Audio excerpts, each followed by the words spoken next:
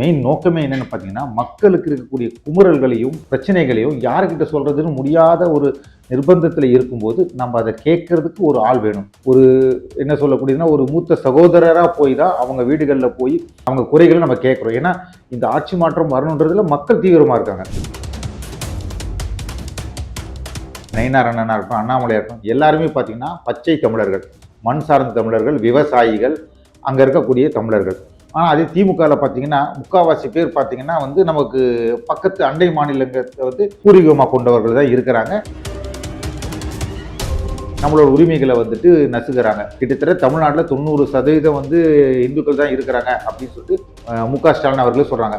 So அந்த இந்துக்களுக்கு கொஞ்சமாவது ஒரு உணர்வோ, ஒரு ஃபீலிங்கோ, ஒரு நம்ம இந்த மண்ணில் தான் நம்ம பிறந்தோன்ற மண் மேல ஒரு பாசம் இருந்ததுன்னா அவங்க ஓட்டு போடுறது ஒரு அடி யோசிக்கணும். அனைவருக்கும் வணக்கம். இன்று நம்முடன் கார்த்திக் சீனிவாசன் வர்மா அவர்கள் இணைஞ்சிருக்காங்க. வணக்கம் சார். வணக்கம் சார். இப்போ பார்த்தீங்கன்னா நயினார் நாகேந்திரோட பாத யாத்திரை நேற்று நிறைவு பெற்றிருக்கு. அமித்ஷா, அண்ணாமலை போன்ற முக்கிய தலைவர்கள்லாம் பேசியிருக்காங்க. மதுரையில் ஆரம்பித்த இந்த பாத யாத்திரை நேற்று புதுக்கோட்டையில் வெற்றிகரமாக முடிஞ்சிருக்கு. இது மக்கள் மத்தியில் எப்படி வந்திருக்கு? இந்த பாத யாத்திரை வெற்றி அடைஞ்சிருக்கா? இந்த பாத யாத்திரை பார்த்தீங்கன்னா இதுக்கு முன்னாடியும் பாத யாத்திரை நடந்திருக்கு. அந்த பாத யாத்திரையில நம்ம மக்களை சந்திச்சு நம்மளுடைய குறைகளையோ அவங்களுடைய நிறைகளையோ கேட்கறதுக்காக தான் நம்ம போவோம். ஆனா இந்த பாத யாத்திரை பொறுத்த வரைக்கும் ஒரு வித்தியாசமான பாத யாத்திரை. கிட்டத்தட்ட 84 நாட்கள், அதாவது அக்டோபர் 12ஆம் தேதி ஆரம்பிச்சு ஜனவரி 4 வரைக்கும் நயினார் அண்ணன் கிட்டத்தட்ட 54 மாவட்டங்களை கவர் பண்ணி இந்த பாத யாத்திரை போயிருக்காரு. மெயின் நோக்கமே என்னன்னு பாத்தீங்கன்னா, மக்களுக்கு இருக்கக்கூடிய குமுறல்களையும் பிரச்சனைகளையும் யாருக்கிட்ட சொல்றதுன்னு முடியாத ஒரு நிர்பந்தத்தில் இருக்கும்போது நம்ம அதை கேட்கறதுக்கு ஒரு ஆள் வேணும். ஒரு என்ன சொல்லக்கூடியதுன்னா, ஒரு மூத்த சகோதரரா போய் தான் அவங்க வீடுகளில் போய் அவங்க குறைகளை நம்ம கேட்கிறோம். ஏன்னா இந்த ஆட்சி மாற்றம் வரணுன்றதுல மக்கள் தீவிரமா இருக்காங்க. பட் அதை அப்படி கொண்டு வரணுன்றதுக்கு மக்கள் ஒரு தருமாட்டத்தில் இருக்கும்போது அவங்களுக்கு ஒரு அரணா தான் இப்போ பாஜக போயிருக்கு. தமிழ்நாட்டில் சட்டம் ஒழுங்கு நிலையெல்லாம் எல்லாருக்குமே தெரியும். உதாரணத்துக்கு பார்த்தீங்கன்னா ஒரு போலீஸ் ஏடிஜிபிக்கே பாதுகாப்பு இல்லாத நிலைமை தான் இன்னைக்கு இருக்குது. ஸோ அதுதான் இன்னைக்கு சுச்சுவேஷன். இது முக்கியமாக முன்வைக்கப்பட்டது என்னன்னா, திமுக அரசுக்கு எதிரான நிலைப்பாடு தான். கூட்டணி எவ்வளவு ஸ்ட்ராங்கா இருக்குது, அதிமுகவும் பாஜகவுக்கும் சின்ன சின்ன அரசியல் உரசல்கள்லாம் இருக்குதுன்னு எதிர்கட்சிகள்லாம் குற்றச்சாட்டை முன் வச்சாங்க. அதாவது பார்த்தீங்கன்னா திமுகவோட ஒரு மிகப்பெரிய ஸ்ட்ராட்டஜியோ இல்லைய அவங்களுடைய வெற்றிக்கான பலமோ பார்த்தீங்கன்னா நேரட்டிவ் செட் பண்ணுறது தான். இது அவங்க காலங்காலமாக பண்ணிக்கிட்டு இருக்கிறாங்க.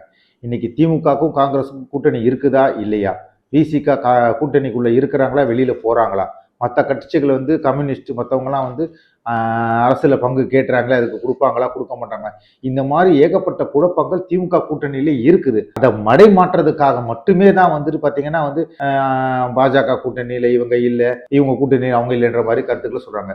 அதாவது 2 நாள் முன்னாடி முதல்வர் பேசியிருந்தார் ஒரு கூட்டத்தில், வைகோவுடைய பாத யாத்திரையில் ஒரு வார்த்தை பேசியிருந்தார். அது முழுக்க முழுக்க நம்ம எடுத்துக்க வேண்டிய வார்த்தை. நம்ம முதல்வரோட கருத்து மற்றது ஏத்துக்கிறோமோ இல்லையோ இந்த வார்த்தையை நம்ம கண்டிப்பா கேட்டு நடந்துக்கிறது தமிழ்நாட்டுக்கு நல்லது. அவர் என்ன சொல்லியிருக்காருன்னா, இப்போ நம்ம தமிழக அரசு மத்திய அரசோட இணக்கமாக இல்லை, அதனால நிறைய ஃபண்டு வரல, ப்ராஜெக்ட் வரல, நிறைய விஷயங்கள் செய்ய முடியல, நம்மளால இந்த 4 ஆண்டுகளை எதையுமே சாதிக்க முடியாம போயிடுச்சு அப்படின்றாரு. அதை நம்ம ஏத்துக்கிறோம். அப்ப அதை சாதிக்க வர்ற என்ன சொல்ல வர்றாருன்னா, நீங்க அதிமுக பாஜக கூட்டணிக்கு ஓட்டு போட்டீங்கன்னா அவங்க இணக்கமான அரசா இருப்பாங்க, அவங்க இணக்கமா செயல்படுவாங்க, உங்களுக்கு தேவையான எல்லாமே பூர்த்தி ஆகுன்றதை முதல்வரே சொல்லியிருக்கும் போது அதை நம்ம கேட்டு நடக்கிறது நல்லதுன்னு நான் நினைக்கிறேன். Okay sir.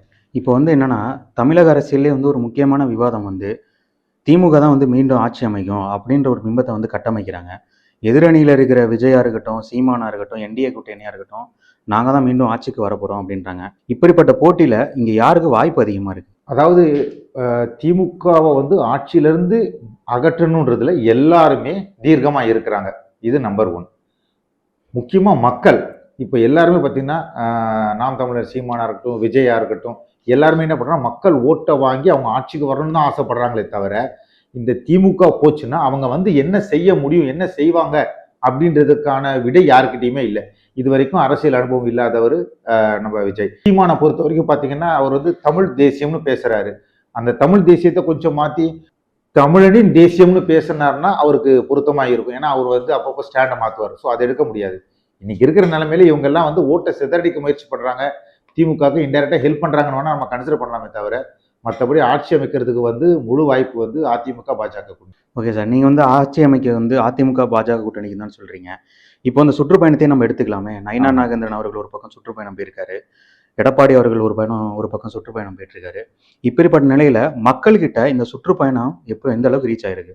நான் முதல்ல சொன்ன மாதிரி இந்த சுற்றுப்பயணத்தில் வந்து மக்கள் வந்து இங்கே வந்து நீங்கள் என்ன செய்வீங்க அப்படின்றதெல்லாம் கேட்கல. அதாவது இந்த 4 ஆண்டு கால ஸ்டாலின் ஆட்சியை பார்த்து மக்கள் வந்து கதிகலங்கி போயிருக்கிறாங்க. அவங்களுடைய குமுறல்களை சொல்ல ஒரு நாதி இல்லாத நிலைமை. ஏன்னா இன்னைக்கு காவல்துறையில் பாதுகாப்பு இல்லை, காவல்துறையினருக்கே பாதுகாப்பு இல்லை, சட்டம் ஒழுங்கு சரியில்லை, எப்போ என்ன நடக்கும்னு தெரியாது. அப்படிப்பட்ட நிலையில முன்னாள் முதலமைச்சர் அண்ணன் எடப்பாடி பழனிசாமி போகும்போதோ இல்லை பாஜக தலைவர் அண்ணன் நயினார் நாகேந்திரன் போகும்போது என்ன பண்ணாங்கன்னா அவங்க குமுறல்களை சொல்றாங்க. அதாவது பார்த்தீங்கன்னா நம்ம நாட்டுக்கு முக்கியமான பொருட்கள் பார்த்தீங்கன்னா ஒன்று கல்வி, 2வது உங்களுடைய பொருளாதாரம், 3வது உங்களுடைய பாதுகாப்பு. இது 3மே இன்னைக்கு சந்திச்சிருக்குது.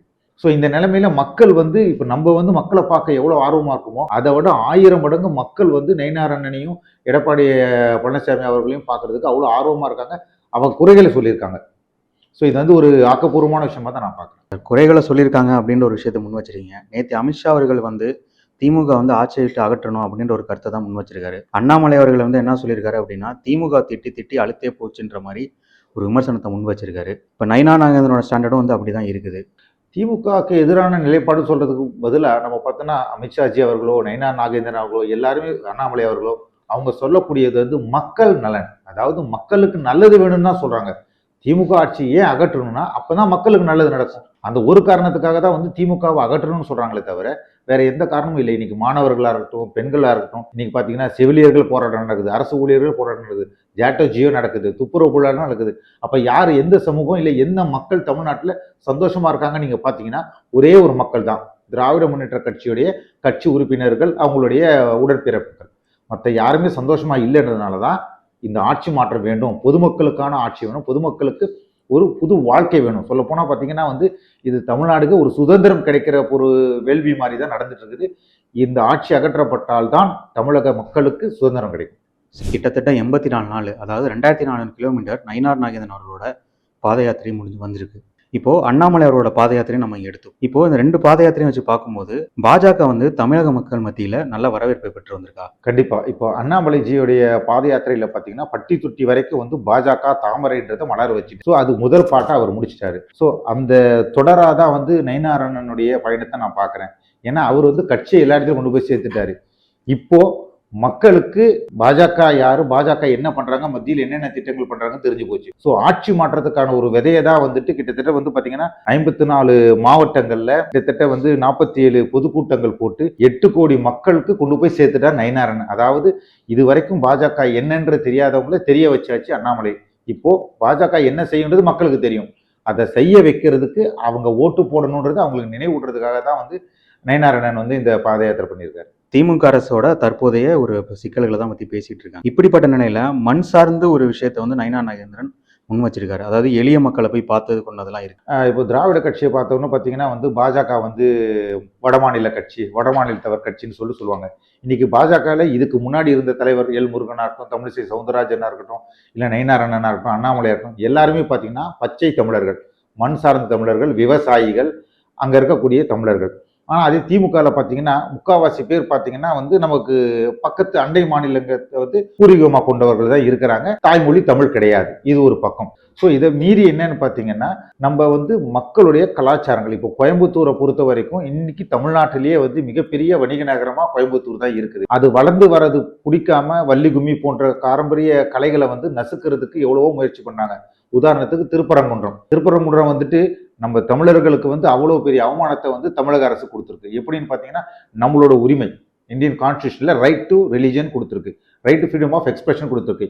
இதையெல்லாம் மீறி, அதாவது ஒன் ஆஃப் த பில்லர்ஸ், நம்மளுடைய அரசியலமைப்பின் தூண்களாக இருக்கக்கூடிய நீதிமன்றங்கள், நீதிபதிகள் கொடுத்த தீர்ப்பையும் மதிக்காம, அதற்கு மேல இருக்கக்கூடிய இந்தியன் கான்ஸ்டியூஷன் அரசியலமைப்பையும் மதிக்காம நம்மளோட உரிமையை நசுக்கியிருக்காங்க. காரணம் என்னன்னு கேட்டீங்கன்னா வந்து சிறுபான்மையினர் பாதிக்கப்படுவாங்கன்ட்டு. ஸோ நம்மளால வந்து ஒரு தீபத்தை காலங்காலமா கிட்டத்தட்ட 3000-4000 ஆண்டுகளா செய்து கொண்ட பாரம்பரிய பழக்கத்தை நம்மளால செய்ய முடியல.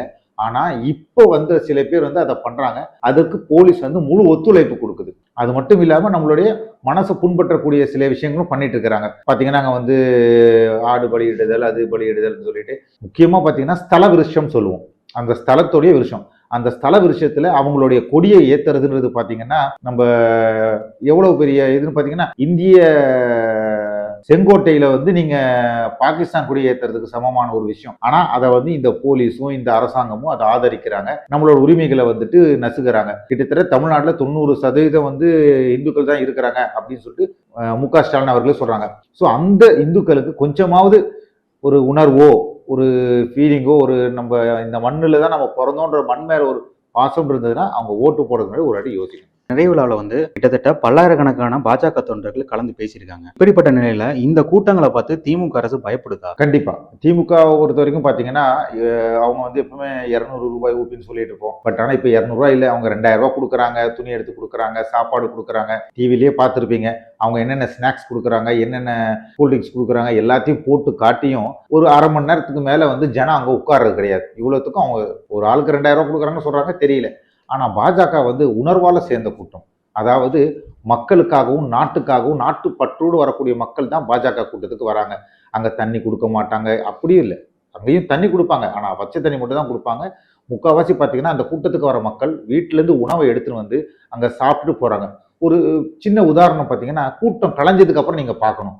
அதாவது திமுக கூட்டங்கள் கலையும் போது சேரை உடைச்சிருப்பாங்க, பொது சொத்துக்கு சேதம் விளைவிச்சிருக்கும். ஆனா அதே பாஜக கூட்டத்தில் பாருங்க, அந்த சேரெல்லாம் எடுத்து அடுக்கி வச்சுட்டு அந்த இடத்தை சூழியப்படுத்திட்டு அவங்க வரதுக்கு முன்னாடி எப்படி இருந்ததோ அந்த மாதிரி செட் பண்ணிட்டு போறாங்க. ஸோ இந்த ஒழுக்கமான ஒரு கூட்டத்தை பார்த்து திமுக பயப்படுது. ஏன் அப்படின்னா அவங்களது வந்து காசு கொடுத்து வர வைக்கக்கூடிய கூட்டம், ஒரு குறிக்கோள் இல்லாத கூட்டம், ஒரு கோட்பாடு இல்லாத கூட்டம், அது ஒரு அன்ஆர்கனைஸ்டு செக்டர். ஆனா பாஜக வரக்கூடிய மக்கள் எல்லாமே திமுக சொல்லக்கூடிய அந்த பகுத்தறிவோடு இருக்கக்கூடிய கூட்டம் தான் வந்து பாஜகவுக்கு வருது. பகுத்தறிவுன்னு சொல்றாங்க, அந்த பகுத்தறிவு கரெக்டா இருக்கவங்க எல்லாமே பாஜக பக்கம் வராங்க. அந்த பகுத்தறிவு இல்லாம சில பல கஷ்டங்கள்னாலையும் குடும்ப கஷ்டங்கள்னாலையும் சரி 500 ரூபா வருது 1000 ரூபா வருதுன்னு வரக்கூடிய மக்கள் மட்டும்தான் திமுகவுக்கு வராங்க. இது வந்து திமுகவுக்கு ஒரு மிகப்பெரிய பயத்தை உண்டாக்கி இருக்கு. ஏன் அப்படின்னா இத்தனை நாளா வந்து அந்த பணத்தை கொடுத்து தான் அவங்க வந்து எலெக்ஷன்ல ஜெயிச்சுட்டு இருந்தாங்க. இப்போ போலி வாக்காளர் எஸ்ஐஆர் மூலமா வந்து போலி வாக்குகளை வந்து கிட்டத்தட்ட எடுத்தாச்சு. இருக்கக்கூடியது எல்லாமே வந்து ஓரளவு கரெக்டான வாக்குகள் தான். அந்த வாக்குகளையும் கொஞ்சம் பேர் காசை கொடுத்து வாங்கலாம்னு நினைச்சிட்டு இருந்தது திமுக. பட் இப்போ பொதுக்கூட்டத்துக்கே காசு கொடுத்து மக்களை வர வைக்க முடியாத சூழ்நிலையில நாளைக்கு காசு கொடுத்து ஜெயிக்க முடியாதுன்னு அவங்களுக்கு தெரிஞ்சு போச்சு. அந்த தோல்வி பயம் வந்ததுனால தான் முந்தா நேற்று பேசும்போது கூட முதல்வரே சொல்லியிருக்காரு, நாங்க வந்து இங்க ஒன்றும் பண்ண முடியாது, மத்திய அமைச்சர்களோ எங்களால ஒத்துழைச்சு பண்ண முடியலன்றாங்க. ஏன்னா இவங்க மேல 1008 ஊழல் இருக்குது. கிட்டத்தட்ட வந்து தமிழ்நாடுடைய பொருளாதாரத்துல 4 லட்சத்தி ரூபாயில இருந்து இன்னைக்கு 9 லட்சம் ஆயிருக்கு. இந்த மிச்ச 5 லட்சம் கடன் வாங்கினது எங்க போச்சுன்னு நீங்க கேட்டீங்கனாலே அதுலயே வந்து முக்கியமான இல்லை, எல்லா அமைச்சர்களும் உள்ள போக வேண்டியதான் வரும். அப்படி இருக்கும்போது திமுக கட்சியே நாளைக்கு இருக்குமான்றது தெரியல. அதனால அவங்களுக்கு ஆட்சி வராதுன்றது நல்லா தீர்க்கமா தெரியும். அந்த நம்பிக்கை வந்து திமுகவுக்கும் திமுக தலைவர்களும் தீர்க்கமா இருக்குது, பாஜக கூட்டணி தான் வரும்ட்டு. பட் பாஜக கூட்டணி வராதுன்ற ஒரு பொருளையை கட்டி ஒரு பிம்பத்தை உருவாக்கணும்னு அவங்க முயற்சி பண்றாங்க. பட் அது நடக்காது. எப்படியும் ஆட்சி மட்டும் நடந்தே தெரியும். நயினார் நாகேந்திரன் அவர்களோட அடுத்த கட்ட நடவடிக்கை எப்படி இருக்கும்? இப்போ பார்த்தீங்கன்னா இது வந்து முடிவு விழா கிடையாது. இன்னும் 90 நாட்கள் இருக்கு. கிட்டத்தட்ட 84 நாட்கள் அவர் நடந்து 55,400 கிலோமீட்டர் நடந்து மக்களை சந்திச்சு அவங்களுடைய குறைகளை கேட்டுட்டு வந்துட்டாங்க. இப்போ எலெக்ஷனுக்கு மேனிஃபெஸ்டோன்றது வரணும். இந்த மேனிஃபெஸ்டோ எப்படி தயாரிப்பாங்க?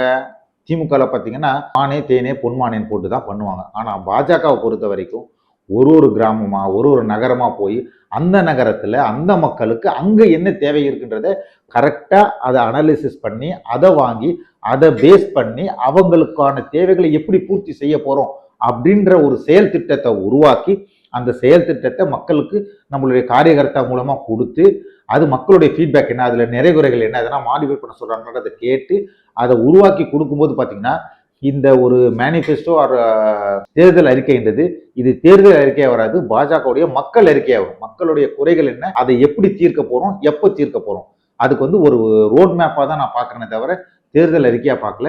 ஸோ அந்த தேர்தல் அறிக்கை வரும்போதே பார்த்தீங்கன்னா பொதுமக்கள் எல்லாருக்குமே ரிசல்ட் எப்படி வரப்போகுதுன்றது நல்லா தெரிஞ்சிருக்கும். மக்களும் வந்து அதை ஆர்வமாக பார்த்துட்டு இருக்கிறாங்க. பல்வேறு கருத்துக்களை எங்களோட பகிர்ந்திருக்கீங்க. மிக்க நன்றி. நன்றி, வணக்கம்.